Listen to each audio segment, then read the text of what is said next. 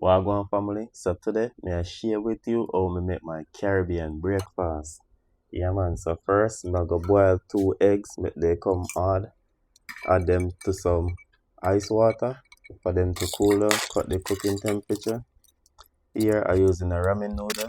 I'm not going to use the seasoning from it, so I just boil it for 4 minutes. Now I fry the plantain.